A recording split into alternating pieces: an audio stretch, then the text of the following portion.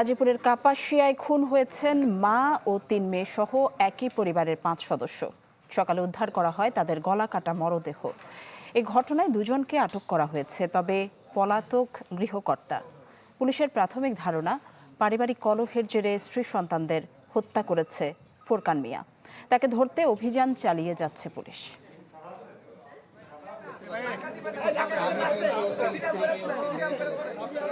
এক দুজন নয়, একই পরিবারের ৫ জনের মরদেহ।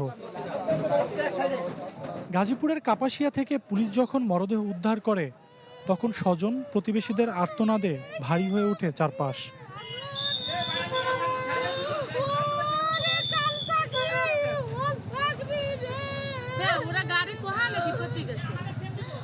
শনিবার সকালে মর্মান্তিক সেই খবরে ছুটে আসেন আশপাশের মানুষ।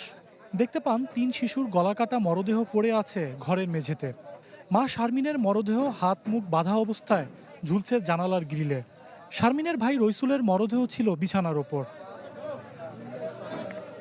স্বজনরা জানান, প্রাইভেট কার চালক ফোরকান বছরখানেক আগে মনির হোসেনের বাড়িতে নিচতলায় ভাড়া নেন। ঘটনার দিন সকাল 6:30টার দিকে শারমিনের ছোট ভাইয়ের স্ত্রী রাশিদাকে ফোন করে ৫ জনকে হত্যার কথা জানিয়ে পালিয়ে যায় ফোরকান। আমার বোনটারা এমনি আমাকে বাড়ি যাইতে দিত না, আমাকে সাথে কোনো যোগাযোগ রাখতে দিত না, কোনোখানে যে 5 দিন থাকতে দিত না, বা একলা যে ফোনে কথা কইবো একলা কথা কইতে দিত না। নির্যাতন করছে, এখন তো আমাকে দ্বারা কয় নাই।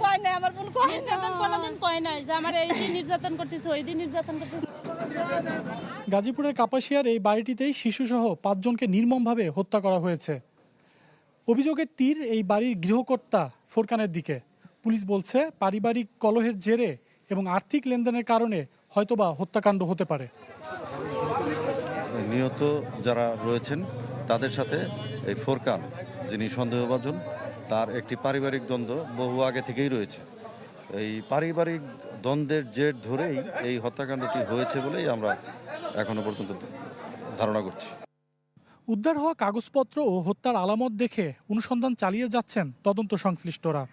সিআইডি, তারপর পিবিআই, জেলা পুলিশ, পুলিশের অন্যান্য যে গোয়েন্দা সংস্থা, সবাই মিলেই কার্যক্রম চলছে।